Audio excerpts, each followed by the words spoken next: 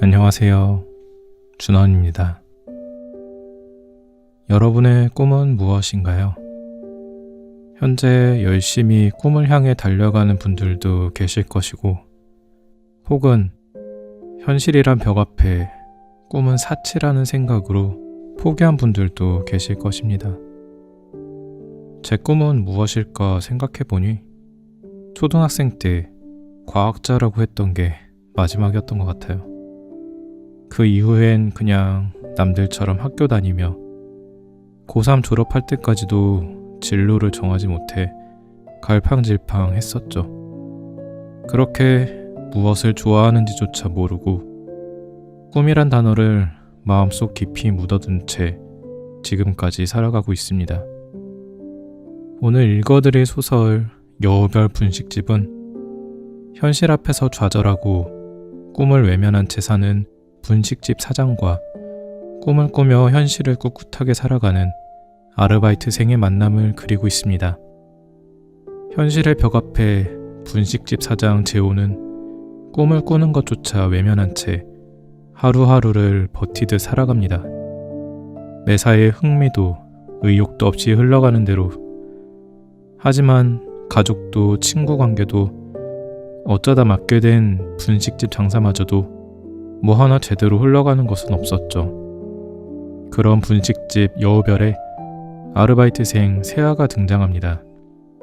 화려한 꿈을 꾸며 벅차하는 과거의 자신과 같은 모습에 현실은 그리 쉽지 않다고 말하고 싶었던 순간들이 있었지만 어느 순간 함께의 기쁨과 꿈꾸는 것의 활력을 다시 깨닫게 됩니다. 소설 여우별 분식집은 무기력한 사장 재호가 활기찬 아르바이트생 세아와 함께 일하게 되면서 잊고 있던 꿈을 꾸게 되는 이야기입니다.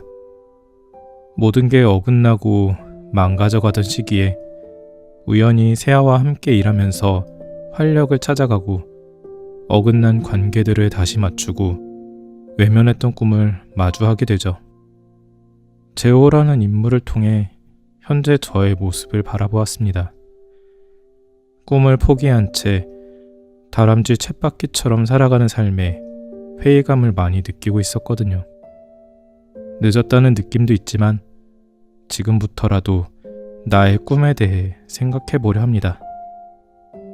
여러분도 이 소설을 통해 현실이라는 벽 앞에서 수없이 외면당했던 우리의 꿈과 희망에 대해 다시 생각해볼 수 있는 시간이 되길 기대해봅니다. 그럼 책 읽어드릴게요.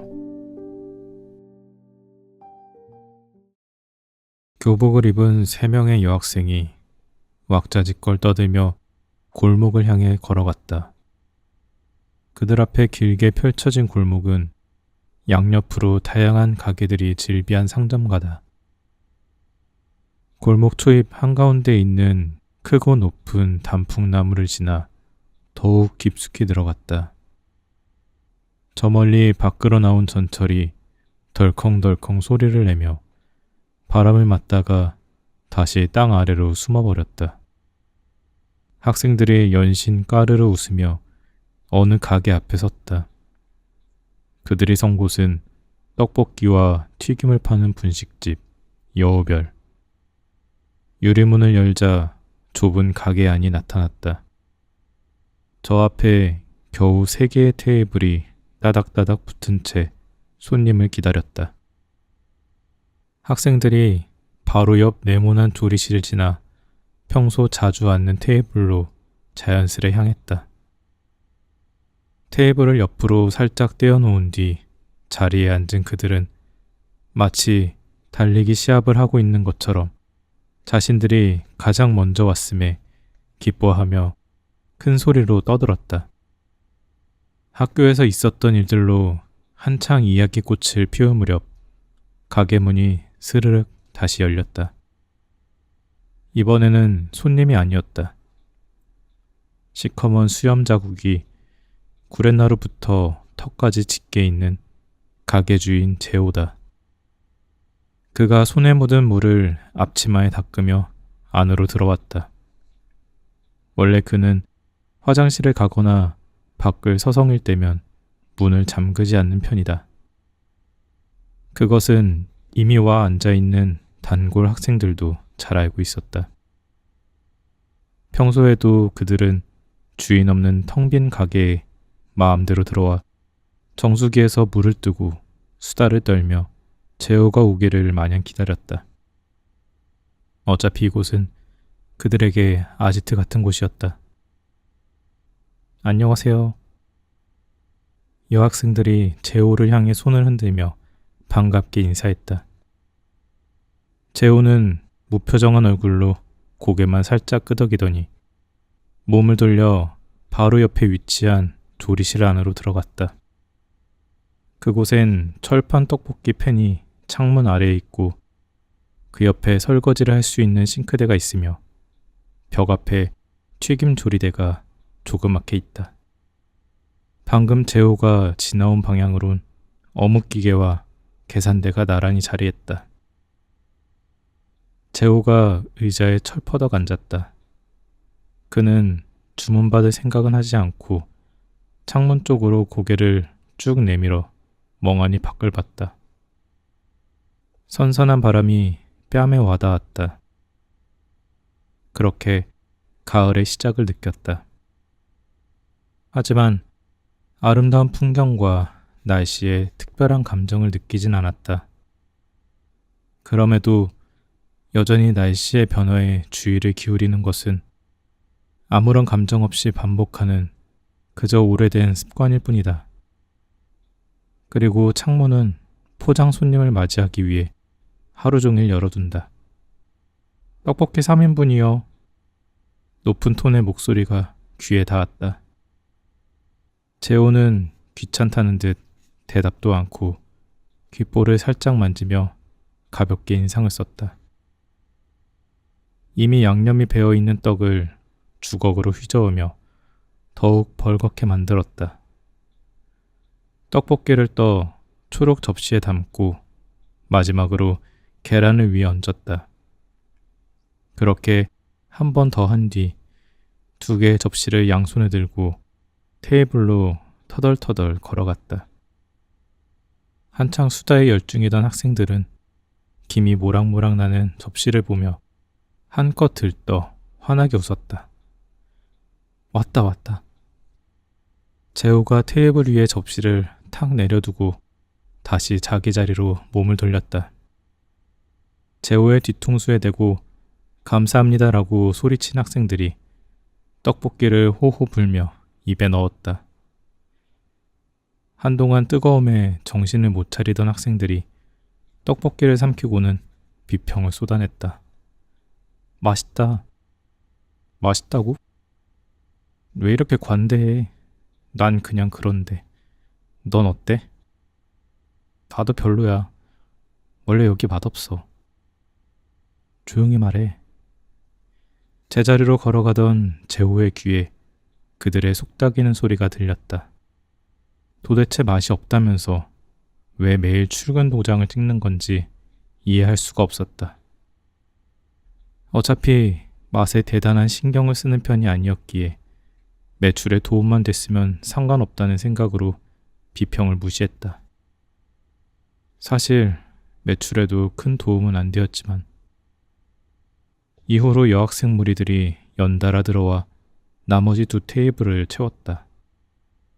3명씩인 2 그룹은 약속이나 한 듯이 떡볶이 2인분에 튀김 3개를 시켰다. 먼저 온 순서대로 서빙을 하며 자리로 돌아오는데 2번 다 불쾌한 소리가 귀에 들어왔다. 저 아저씨 왜 저렇게 어두워? 원래 저래. 신경 쓰지 마. 그래. 신경 쓰지 마라. 재호는 속으로 그렇게 말하며 가게를 빠져나왔다. 안에만 있는 것이 무척 답답했다. 특히 이 시간이면 더욱 힘들었다. 매일 오후 4시쯤이 되면 수업이 끝난 여중생들이 가게를 점거했고 그들의 끊임없는 수다로 가게 안은 시끄러웠다. 그럴 때면 재호는 정신이 하나도 없었다. 매번 밖으로 나와 주변을 맴돌거나 건물 옥상으로 가 시간을 보냈다. 대부분 5시 전후로 식사를 마치기 때문에 그때쯤 가게로 돌아왔다. 두 팔을 높이 들며 기지개를 켰다. 시원한 공기가 코 속으로 들어오는 것이 느껴졌다. 이제야 살 것 같다. 좁은 가게 안에만 있을 때면 마치 투명 인간이 된 기분이 들었다. 세상과 어울리지 못한 채 자신의 몸을 가린 투명 인간. 그러다 바깥 공기를 온몸으로 맞이하는 순간 세상 속에 함께 어울려 살고 있음을 깨달았다. 가게 문 옆에 칠판으로 된 입간판이 보였다. 거기에 적힌 운영 시간이 눈에 들어왔다. 문 여는 시간은 아침 10시 30분, 문 닫는 시간은 저녁 9시 30분. 하지만 그것을 정확히 지키는 날은 그리 많지 않았다. 아니, 거의 없었다. 문득 딸 수미가 생각났다. 바지 주머니에서 휴대폰을 꺼내 사진첩을 열었다. 9살 된 수미가 해맑게 웃고 있었다. 자연스레 재호의 입가에 미소가 번졌다. 지금이면 무얼 하고 있을까? 집에 있을까? 아니면 친구들과 놀고 있을까? 얼마 전 휴대폰을 개통했다는 소식을 들었다. 내일 모레면 다시 만난다. 그때 번호를 받은 뒤 지겹도록 전화를 걸 계획이다. 징. 휴대폰이 지진이 난 듯 손 위에서 마구 흔들렸다. 휴대폰의 화면이 바뀌고 발신자의 이름이 나타났다. 진우였다. 하필 이런 순간에 전화가. 하지만 안 받을 수가 없었다. 수락 버튼을 눌렀다. 여보세요? 바빠? 아니, 앞으로 1시간 동안은 아무 일도 안 일어날 거야. 아, 그 시간이구나. 진우가 피식 웃었다. 그도 분식집의 상황을 아주 잘 알고 있었다. 그가 진짜 사장이니까. 왜 전화한 건데? 우리 분식집에도 아르바이트생 1명 뽑아야 될 것 같아. 고등학교 동창이자 사장인 진우의 말에 재호가 움찔했다. 아르바이트생? 갑자기? 응. 너 정산 안 하냐? 바로 옆에 있는 국밥 가게 알지? 재호가 고개를 돌려 국밥 가게를 봤다. 분식집과 같은 상가 건물에 나란히 자리한 음식점이다. 거긴 왜? 곧 내놓을 건가 봐. 그래서 거기까지 확장을 좀 할까 싶어서. 뭐? 매출이 이 모양인데 무슨 확장이야. 그리고 그게 네 마음대로 돼? 그건 내가 알아서 할 테니까 신경 안 써도 돼. 아무튼 아르바이트생 뽑기로 한 거다. 당분간은 일 배우는 기간으로 생각하자고. 네 마음대로 해. 구인 구직 사이트에 올리려고 했는데 굳이 그럴 필요까진 없을 것 같아. 그냥 네가 창문에 A4 용지 붙여줘. 알아서 찾아오겠지. 완전 지 맘대로네. 그럼 수고. 전화를 끊고 텅 빈 국밥집을 봤다. 가게 주인은 의자에 앉아 왼쪽 다리를 오른쪽 다리 위에 척 올린 채 TV만 보고 있었다. 재호는 저 모습이 미래의 자신일 것만 같았다. 아니, 지금도 점심시간과 학생들이 오는 시간 사이엔 대부분 저런 식으로 시간을 보냈다. 미래가 아닌 현재의 자신인 것이다. 상점가를 느릿느릿 한 바퀴 돌아 가게로 왔다. 얼마 뒤 학생들이 집과 학원을 가기 위해 우르르 빠져나갔다. 지저분한 테이블 위를 치우고 싱크대로 향했다. 넘쳐나는 설거지거리를 보자 한숨이 절로 나왔다. 여우별을 처음 열었을 때에도 그랬지만 요즘 들어 더욱 장사에 미련이 없는 상태다. 집중력과 의욕이 사라질 대로 사라진 그는 그 어떤 것도 손에 잡히지 않았다. 다시 가게를 빠져나와 건물 옥상으로 터덜터덜 올라갔다. 주머니에서 담배를 꺼내 입에 물고 불을 붙였다. 쭉 빨아들인 뒤 한숨과 함께 뱉었다. 그의 시선은 하늘로 향했다. 구름이 푸른 하늘 위를 자유롭게 떠다니고 있었다. 어릴 때부터 그랬다.